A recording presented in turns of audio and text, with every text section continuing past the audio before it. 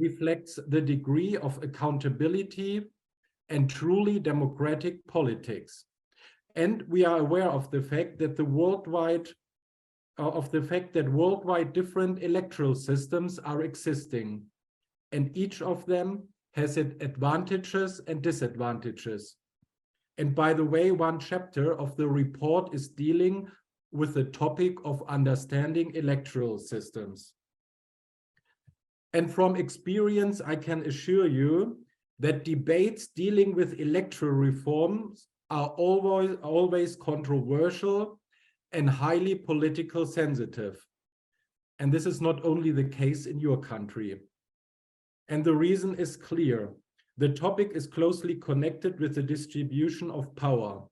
And when it comes to power sharing, we find ourselves directly into political power games.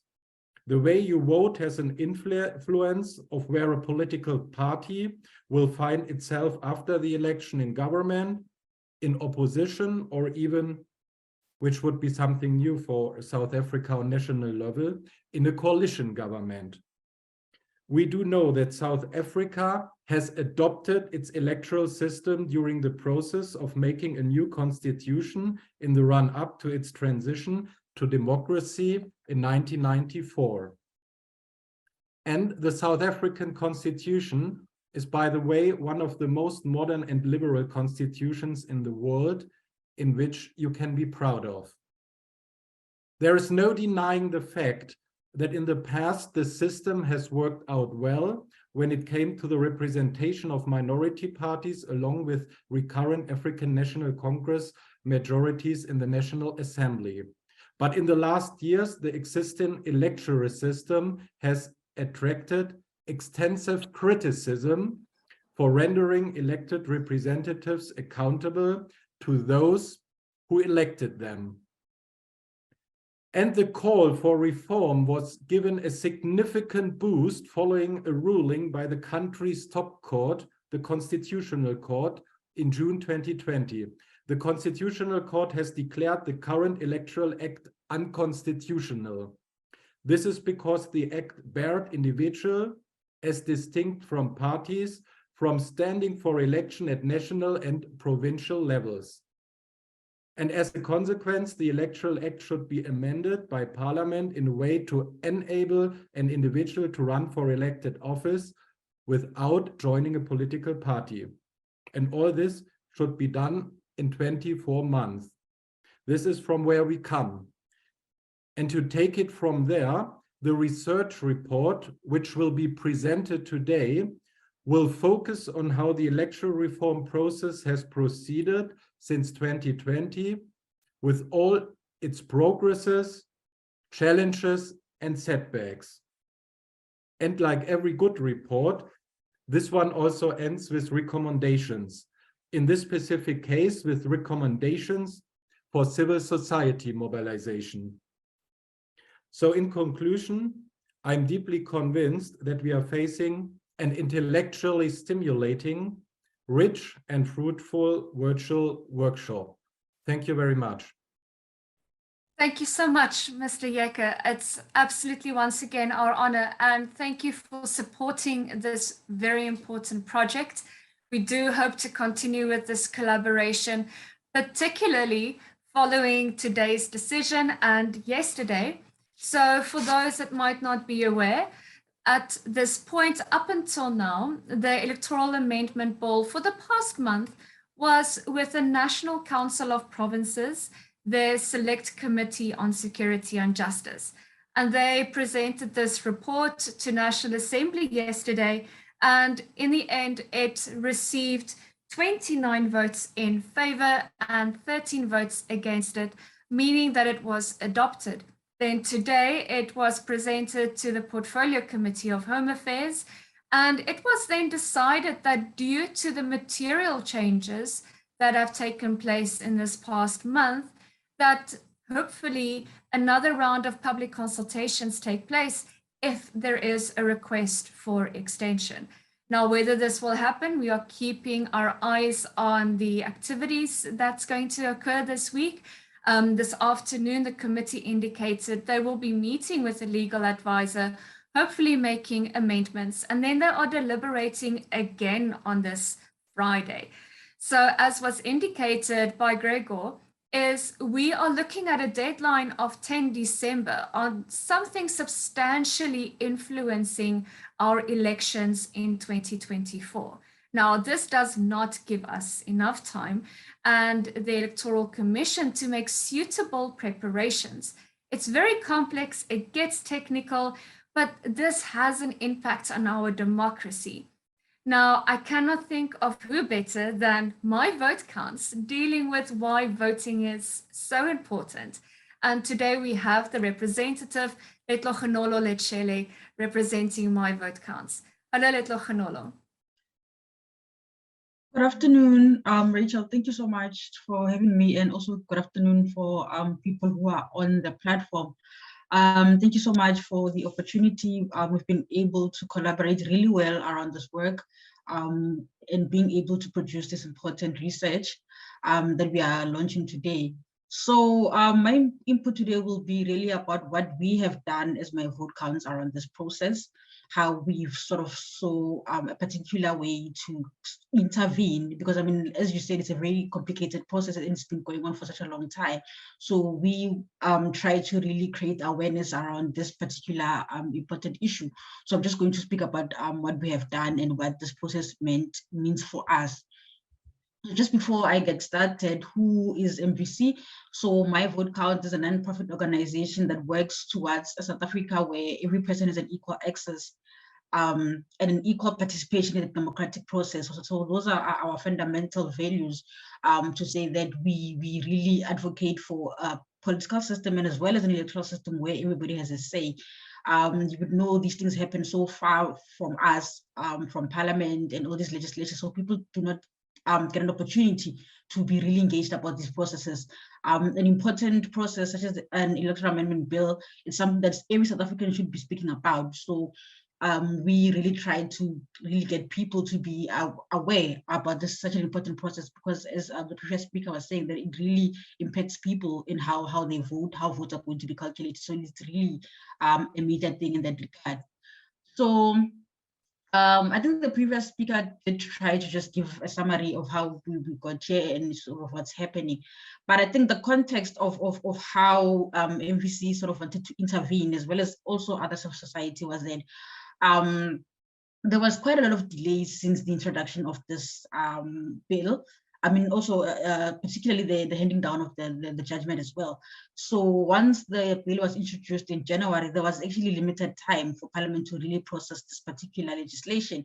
So that really worked against some of the efforts that could have really impacted how this process could have been completed.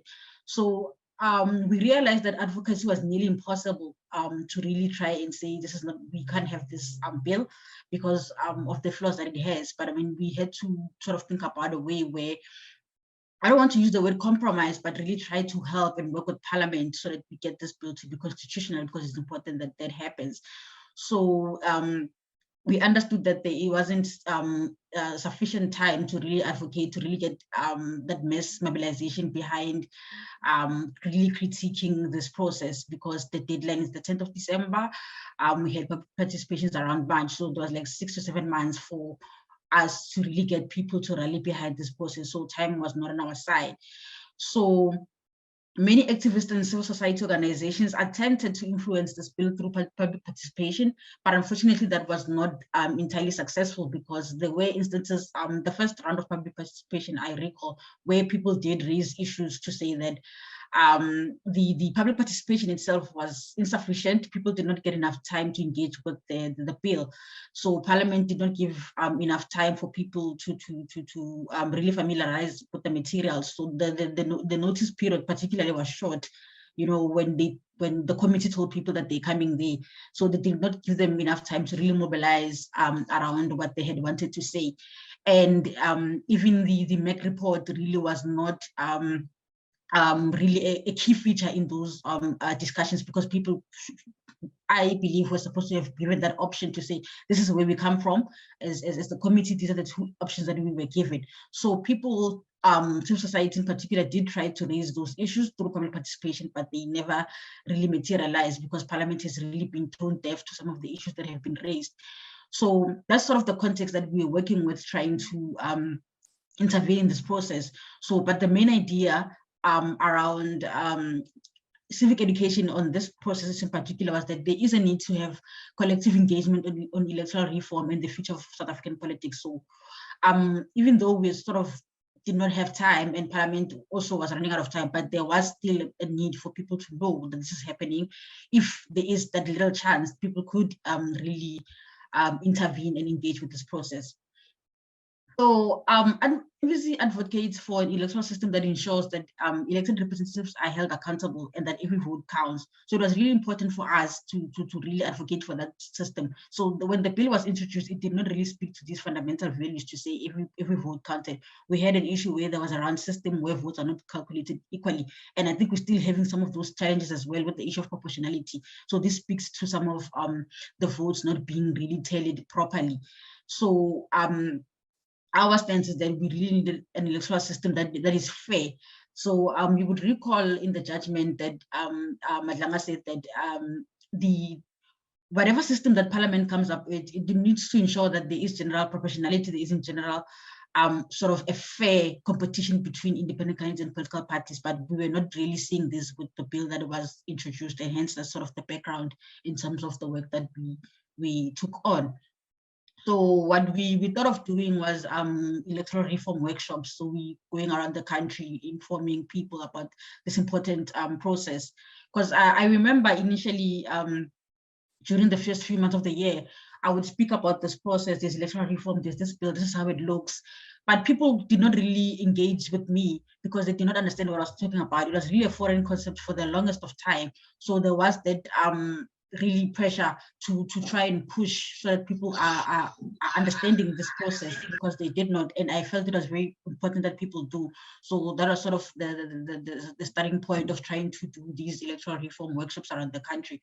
So the objectives of the workshop was to really unpack what is meant by electoral reform. I think the previous speaker also touched on how really it's not really something that started in 2020. There was really that sense of there needs to change the electoral system post 1994. We had that particular system then, but there had always been the idea that there'd be changes going forward. But they did not materialize, and they've been since sort of many committees before that. I mean before the judgment. So there was attempts to sort of change the electoral system to sort of meet some of the political issues that we have in the country. So it's something that existed. So we tried to unpack where we come from as a country with electoral reform. Then we worked around the really unpacking the bill itself. I mean, it's a very complicated piece of legislation. So we really try to help people understand this is the draft, this is how it looks like. Then people were able to engage to say, no, this doesn't sound fair. Independent candidates seem to have significant barriers for entry. They're unable to contest equally. So those are some of the discussions that we really had with people during our workshops. So we were trying to sort of develop a consensus. So what do we do? This thing affects all of us. Do we push against this bill and let it being scrapped and start all over, or do we accept this flawed bill and try and build sort of momentum after? So those are some of the discussions that we're having, discussing what needs to happen between now and 2024. So which is sort of more pressure on Parliament. You would recall when I think it was the A list that was also open for submissions after some material changes. We saw sort of an influx of people being able to submit as well. And also with the NCOP process, we saw a lot of civil society organizations also inputting, simply because of the workshops that we did, and also the attention that we brought to this particular issue that people did not really know initially. So that was sort of what happened with the process. So we did that. We had the methodology of the workshop was to sort of give a presentation on electoral reform, the bill, and also discuss in particular what we want our South Africa to look like for the future, because it's not really an imminent thing where we have this bill tomorrow and then that's it. It needs to be an ongoing process. Democracy it's really not a one-day event. It's really a process. So we really need to see beyond this judgment, this bill, and having a new system. There's still that battle that we're still fighting. So there were sort of those discussions there. So we convened some of. Am I running out of time? I see your hand. I actually just want to ask Letlogenola on this topic, and you're heading that way. If we consider, right, these public consultation sessions that you've had, I can just imagine the challenge that you had to face, taking this very complex topic and issue. I mean, the bill is brain-breakingly complex. I don't know who of our readers have read the bill and the implications and followed the processes. Letlogenola, how did you approach this? And how did you manage to convey and educate citizens and translating the complexity in the way that they could understand and engage and make sense of it? Look, Rachel, it was very complex, but we really tried our best to help people understand. I remember one of the workshops, I think it was in East London. What we did, we tried to send some material before that to the partner organizations that we're working with. So we sent the MEC reports, the bill, and some of all the materials, the articles that we thought were relevant. So they were able to sort of distribute all of those before the engagement. So comrades on the ground really engaged with the material as well. So when we went down to East London, it was a bit better. But I think one of the other things that made it a little bit possible as well was the language, trying to be able to use our African language as much as possible, where it was really necessary.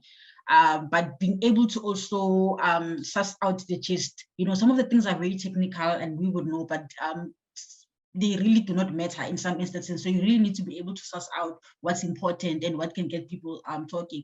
So people are really smart from my experience with these workshops. Just tell them this is what is happening and they're able to get engaged even beyond. It's just a matter of being able to speak to people in the language that they understand. Be basic as possible, but bring out the facts. People will be able to engage. So it has been successful in that way. Thank you so much for that. And do you foresee then activities going forward? Because the process clearly is not ending. So what is My Vote Counts planning now going forward in preparation for December and then next year? That was sort of my next input. I just wanted to speak on the outcomes of the workshops that we had. They were really incredible, but I think one of the key takeaways from these engagements was that we saw greater awareness around electoral amendment bill and electoral reform. I mean, it used to be such a strange concept, as I said before, but now there's awareness. I see people debating on Twitter, and I'm really happy because we pushed so hard for it to be, a regular debatable issue, because that's what it has to be, so that it's informed by people's minds and how they would want South Africa to look like.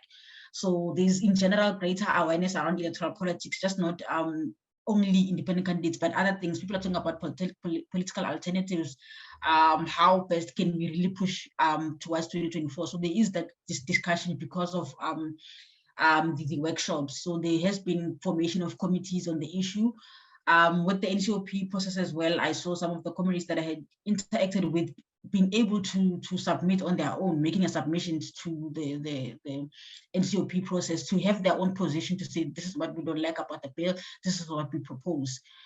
So that is what has been happening. I think for us now, we are sitting on our edge, trying to see what really happens. I mean, it's a very tight deadline. I think we are on 10 days now. So we're really hoping to see whether there will be an extension, and then whether there will be also a second, I don't know, it's probably a third or fourth round of consultation, and see how we can sort of exploit that intervention that can come through.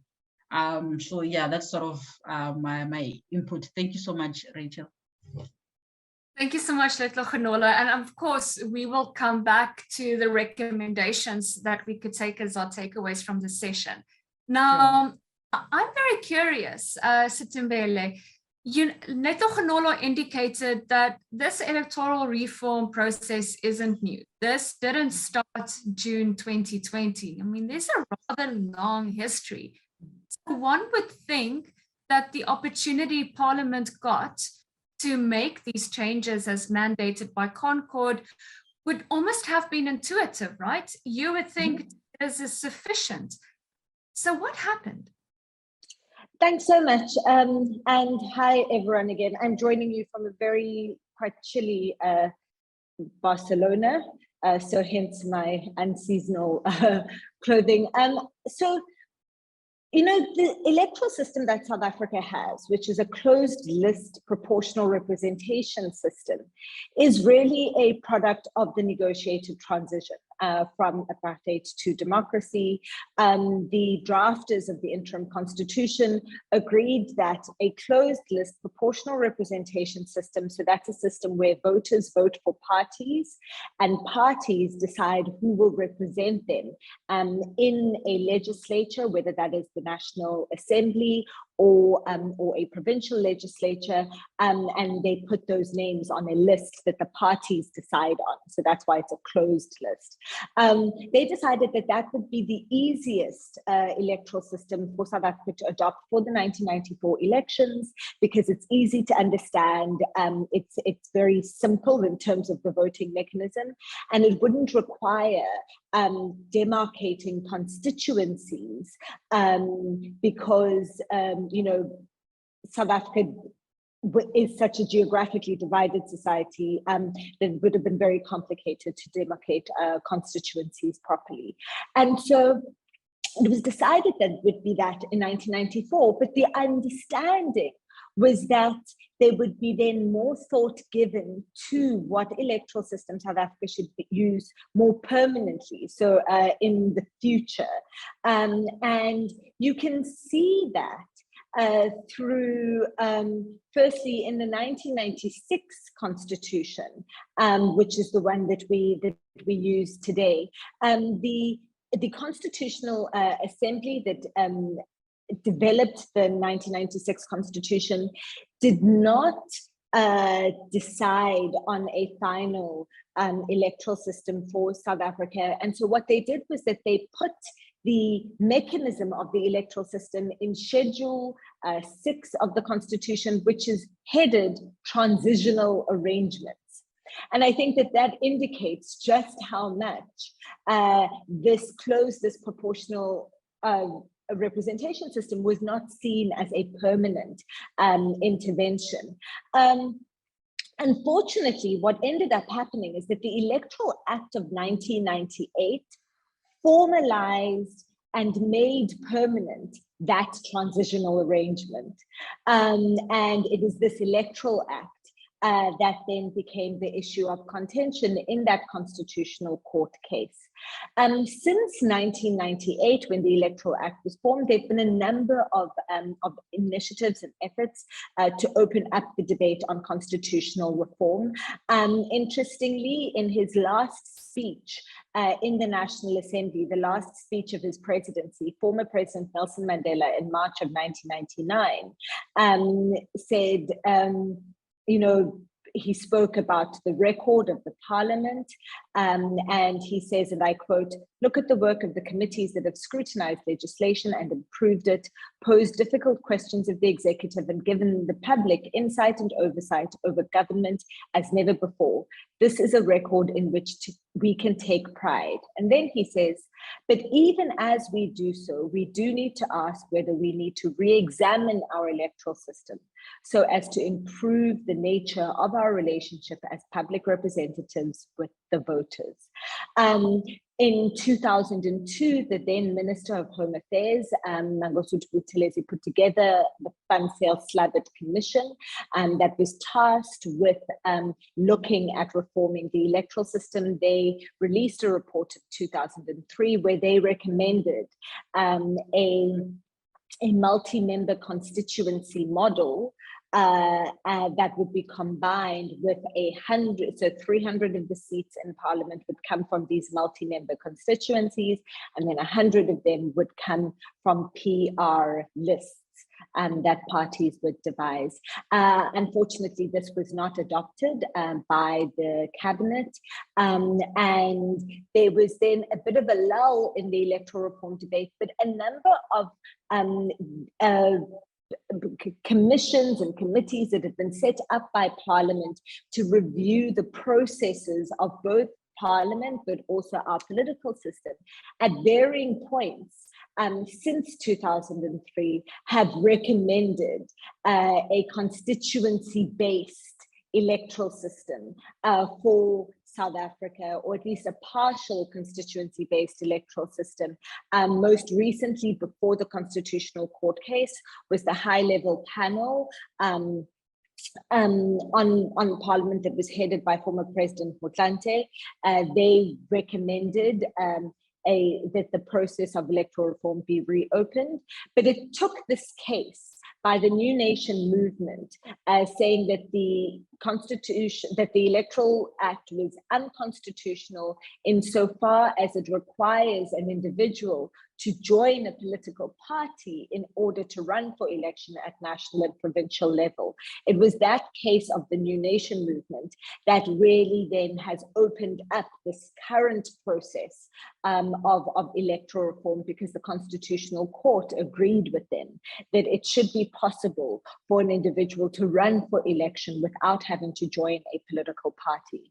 And so that is sort of the broad history of electoral reform in South Africa. Before I just pause, I just want to say that when we think about changing the electoral system, we need to remember that we have three kind of binding constraints or limitations from our constitution that we need to remember. The first one is that South Africa has to have a multi-party system.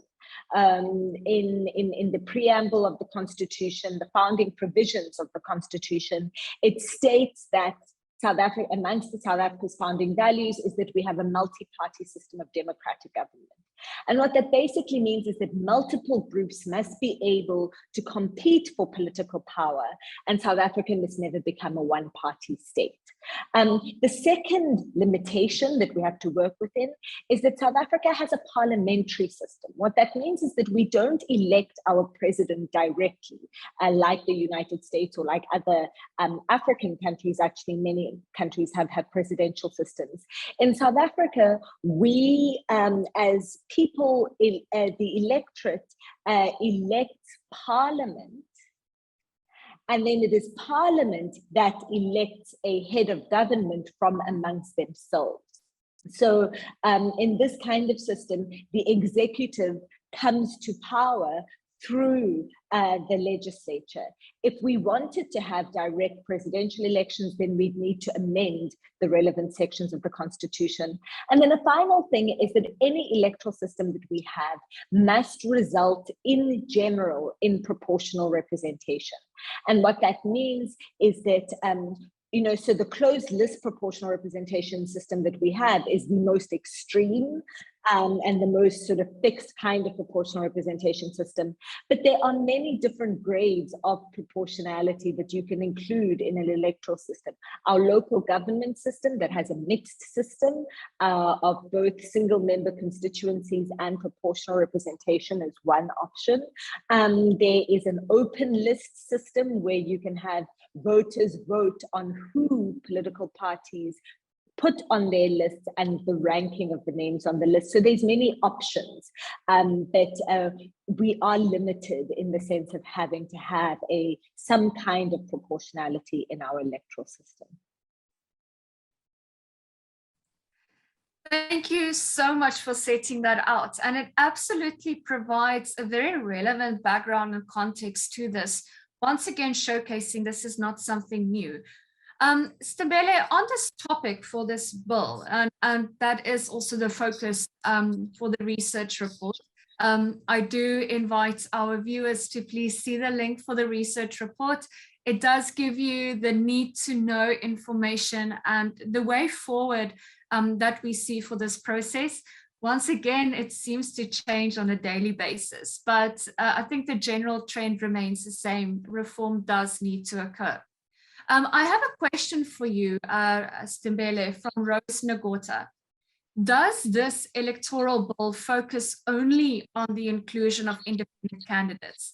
In other words, is this the only reform that needs to occur on the political spectrum?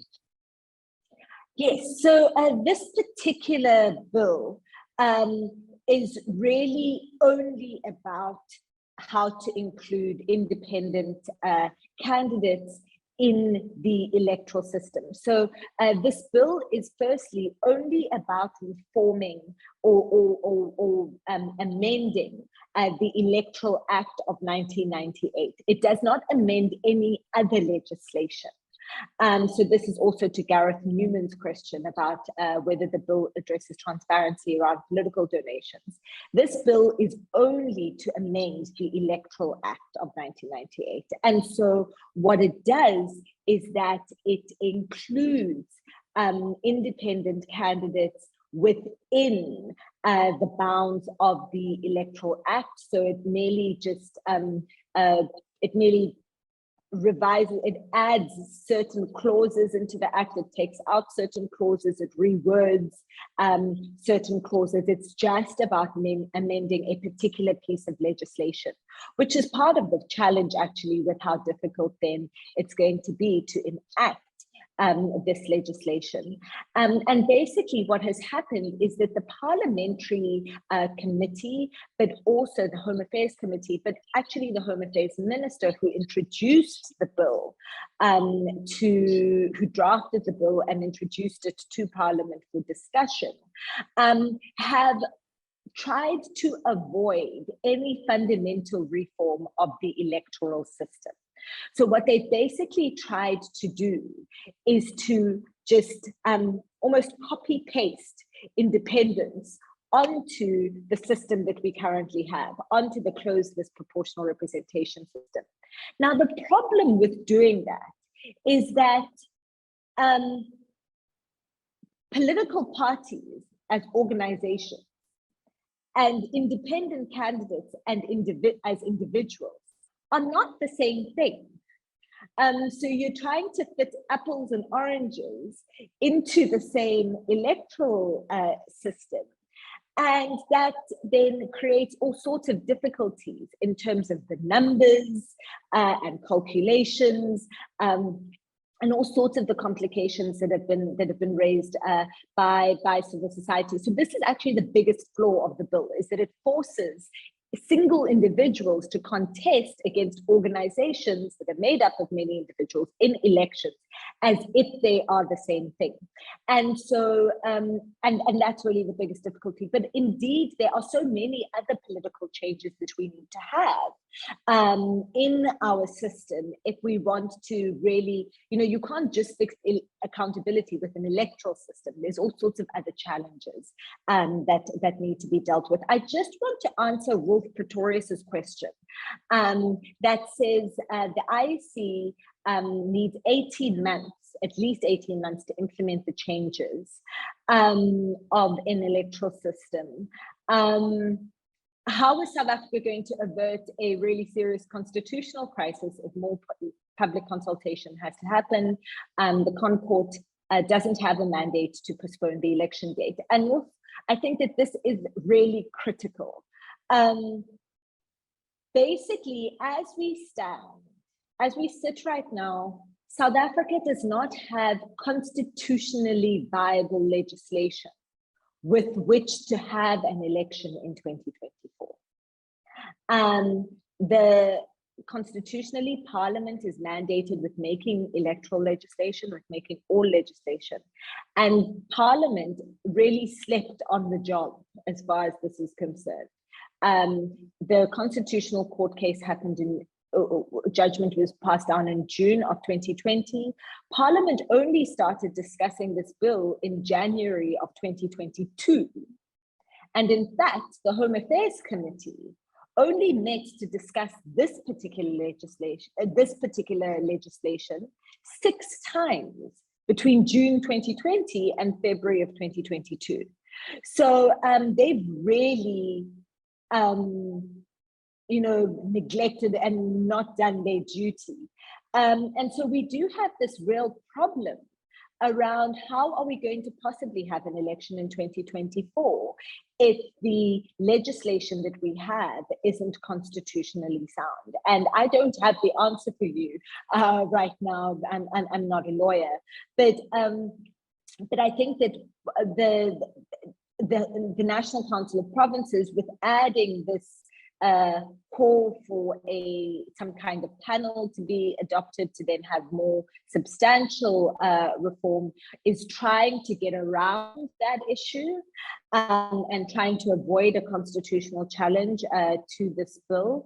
And this is where I'll end, is that what we don't need, and I was on the Ministerial Advisory Committee that advised the Minister last year on this, on electoral reform.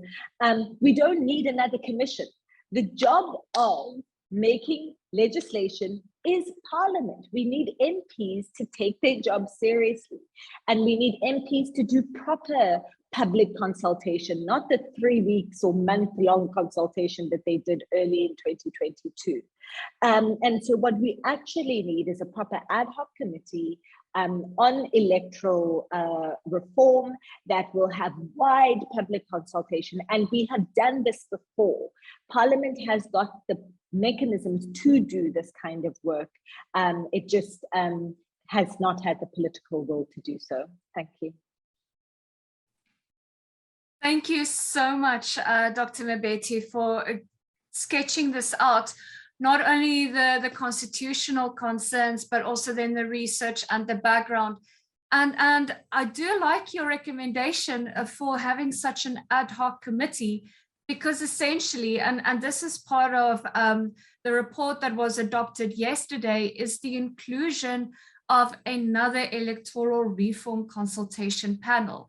And it seems as though the mandate for this panel reads a lot like what the mandate would have been for the Ministerial Advisory Committee. So, you know, that thing that Einstein said, you know, you don't solve a problem by applying the same mindset that created that problem. We need to think differently.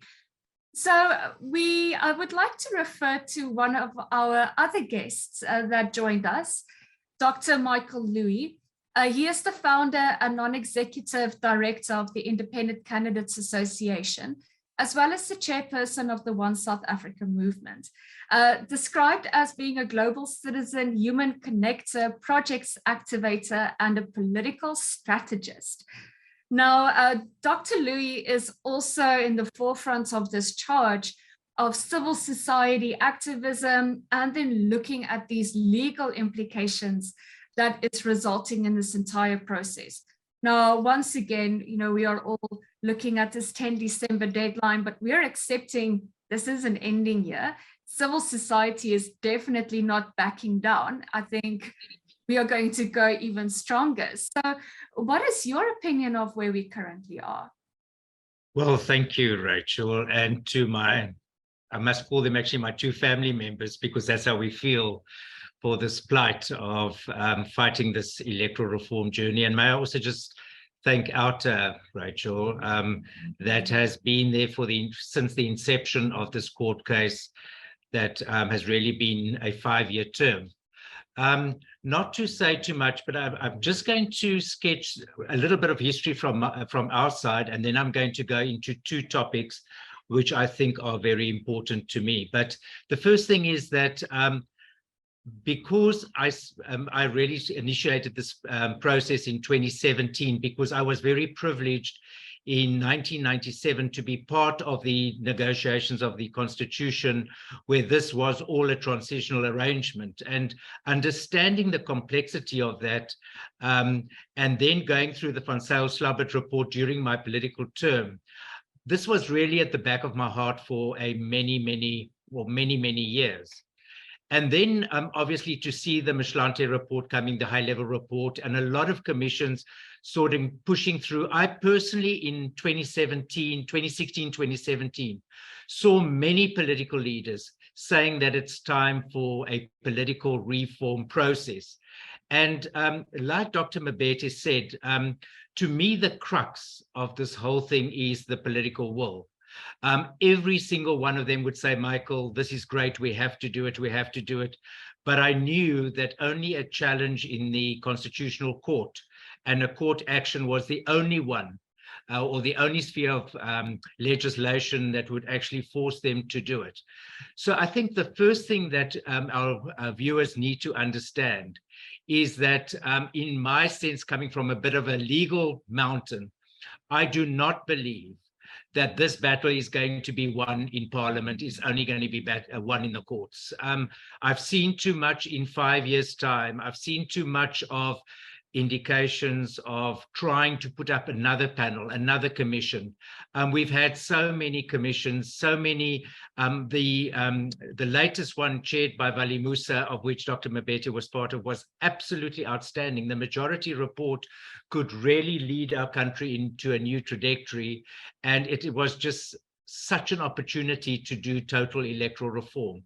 So just leading on where we are currently and how do I see the process. So firstly, there's two comments. The first thing is it's about courageous leadership. And funny enough, I attended a Young Presidents Organization talk breakfast this morning, and one of the speakers was Dr. Fremantle from Standard Bank, the political analyst, and the topic was courageous leaders. Musi Maimane was the other speaker this morning, but it all goes about courageous leadership. And I cannot tell you, if somebody wakes me up in the middle of the night and asks me, what have I learned in the last 5 years regarding this electoral reform process, which I'm totally committed and passionate about. It's about the voice of civil society. We must never, ever forget that civil society is where the power lies. And you, the public, the listener, is where the power lies. And it is so sad to see that the voice of business is not there. And that was partly what happened today, because we've seen the religious societies coming out, we've seen civil societies coming out with the most magnificent energy, and the great work like Lochanolodu does from the My Vote Counts and OUTA and all of them. It's been such a privilege to see civil society really move in an unprecedented way and to take back our power. And so I believe the voice of civil society and the listeners is where the power lies to win this journey. The second issue is that this battle is going to be won in the courts. I have learned and seen too much. There is no trust between Parliament and civil society, unfortunately. Our system is broken and we need to do what we must do. The public participation process was so disappointing and really disencouraging, because even with the NCOP submissions, both organizations that I represent put in public submissions. They weren't dealt with. There was legal advisors that came up with misrepresentations to the committee, and I personally wrote to the standing committee chairperson, said, please, according to section 65, when it's a 65 bill, we're allowed to do clarifications on bills. Please allow us to come and portray the correct facts to the standing committee. Till today, there was no acknowledgement, no follow-up. And so as a result, you get to a stage that you think, listen, this is for the court. So I'm wanting to say that we are preparing papers. The ICA, the Independent Candidates Association, is drafting papers for a direct application to go to the Constitutional Court. We're busy presenting our founding statements. We've got 5 other civil organizations that are joining us. And I so hope I can do a little bit of a promotion that My Vote Counts joins us as well, because at the moment they're not there. But that's where we are. It's now a gameplay. It's all legal technicalities. They're going to do very interesting steps. All I can tell you is that on behalf of civil society and the organizations I represent, I've never felt more confident, more courageous, more committed, and I know that one day we will have a political system that is truly representative of one seat is equal to one vote. Thank you, Rachel. Thank you so much for that, Michael. And it also speaks to the recommendations going forward, looking at mobilizing public participation, and also the legal processes. I wish to acknowledge the questions from Bulelani as well as Tyler. These are very technical questions, and I'm afraid the time does not allow for it, but we do have answers. I can give a quick answer to Bulelani's question, which I'd really like to do. So the issue of independent candidates, it still remains a parliamentary system because it is for independent candidates to run for a seat in parliament. It's not for any candidate to run to be the president and be directly elected. Independent candidates will still run for a seat in parliament. And then from amongst the parliamentarians, one of them will be elected by themselves, amongst themselves, as the president of the republic. So it's still a parliamentary system. Thank you so much, Stembele. And while we have you, I would like to refer to Kevin's question. Throughout history, politicians weren't weaken their control. How can civil society encourage politicians to be serious about electoral reform other than court cases? You do make very good recommendations in your research report. So what are your recommendations going forward? Thank you. So look, politicians, you can't expect the turkeys to vote for Christmas, right? So like politicians often won't vote to change their own, the systems that get them to power. But politicians in a democracy still want to be re-elected. And so public pressure to have them, political pressure from the public has been effective in some cases. For me, the Protection of State Information Bill is the biggest example of that, which was never passed or signed into law by the president. So I think that what we're already doing, having a large-scale civic movement on electoral reform is really, really important, and using whatever democratic mechanisms are there. I think that we mustn't see the parliamentary process in opposition to the court process, because ultimately the courts can't write legislation.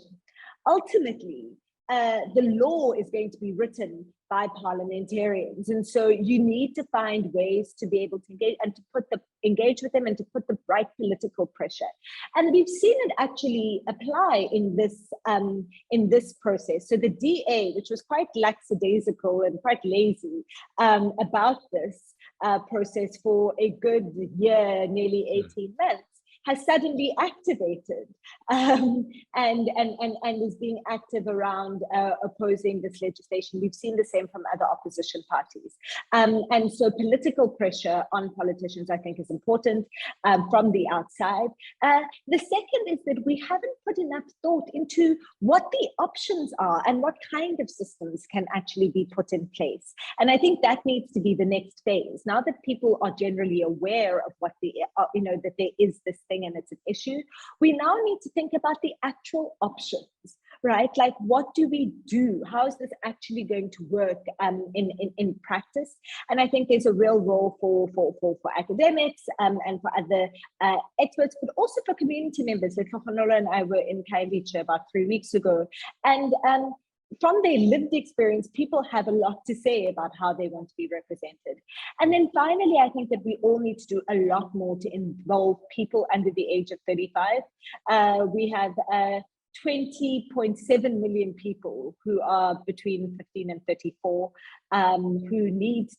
who all of this is going to affect the most.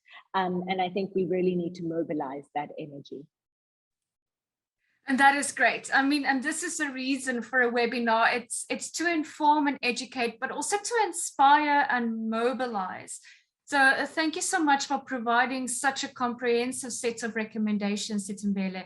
And you mentioned now the community events. Letlo Khonolo, from My Vote Counts, what are your recommendations going forward? Thanks, Rachel. Just a quick point on how can we make politicians serve us. I don't think we have to do that. We are the ones that need to serve ourselves. So we really need to change that mindset. We are the government. So let's retract from that. But I think I agree with some of the recommendations that Dr. Mbete made, that we really do need a large scale sort of engagement around electoral reform and going beyond. What sort of electoral system do we want? What should it look like? But I think most importantly, it's also building consensus around the technicalities, because I think in one of the comments you'd hear people saying, once an independent candidate comes in, will they be president and things like that. I think it really speaks to how people understand the electoral system and electoral reform. So there needs to be sort of a consensus what do you want it to look like, because in one of these commissions that have been coming, there's been sort of different systems being proposed. So we really need to think thoroughly about what would work for the South African case. I mean, there was a recommendation that we use a system that's similar to local government, but there has been also talk saying that it doesn't work. So I think we also need to build consensus about what we really want for our case in particular. I think going forward as well is pressing on conscientizing people around electoral politics. There are other ways that we can sort of press to make sure that we are able to hold our government accountable. There's also other alternatives that we can use. I mean, we saw with the 2021 local government elections that there were civil societies, social movements that were able to contest the election. So we're seeing that rise. I think it's something that we really need to sort of keep an eye on and try and get people to have the tools so that they can be able to contest and fight for themselves, because I mean, it's really about them ultimately. The other issue is on participation. I think it's particularly important. The public participation that we had earlier this year was really haphazard. It was so rushed and people did not really engage. So it was not helpful at all. So I think Parliament needs to really look into that. And I think lastly and most importantly, it's thinking about other ways of reform. I don't think it's necessarily around independence, and I mean, there are other avenues that we can look at and how we can sort of increase greater accountability. So I think we need to look at it from that angle.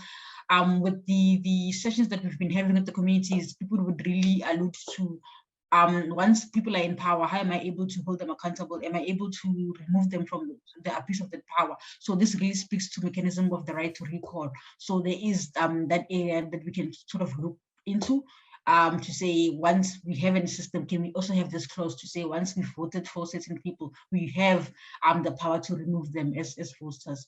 Thanks, Rachel. Thank you so much, Letlo Kganolo. And, a key point I wish to also emphasize that you referred to is we need to remember as the public that as taxpayers and citizens, we are the ones that put these people in the positions of power, but to serve us. And that is something that it seems the general rhetoric is not that way, that the power imbalances are in place where we are almost forced to be subjugated. And that is why we need to remember that we are actually the boss. So part of OUTA's campaign is to launch this notion of be the boss and start mobilizing on these conversations. But please speak to your family, your friends, your children in preparation for 2024 so that we can activate and actually go and vote. We would like to share a video with our viewers, and this is speaking to the importance of being the boss. People of South Africa, your journey has been long and hard. You stood up for freedom and equality for all. This is your hard-earned democracy. This is your constitution that protects you, empowers you, and makes it the law for people and government to serve you, to ensure you get service delivery, access to electricity, running water, safe neighborhoods and schools, access to decent public healthcare, and justice before the law. That's right, they work for you. You're the boss. So act like a boss. Take back your power. Protect your democracy. How? Stand up. Stand together. Hold people in government accountable. Be a part of the electoral process. Vote. Be the boss. Be the change.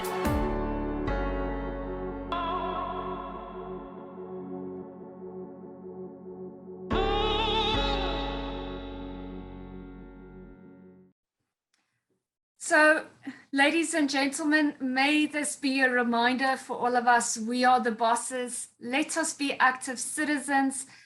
We call upon you to please also visit the website, continue in these discussions, and please join our next webinars. I can see from the comments in the comment section, Letlo Kgonolo, you probably saw the question on political party funding. So that's a good call for a webinar on that as well. Thank you for joining us. I hope that you found some valuable insights that you can take away in a doggy bag with you for your conversations. And please don't hesitate to reach out to us. My Vote Counts, the ICA, OUTA, you have our contact details, our website details. So don't hesitate to be part of this civil movement. We thank you for joining us.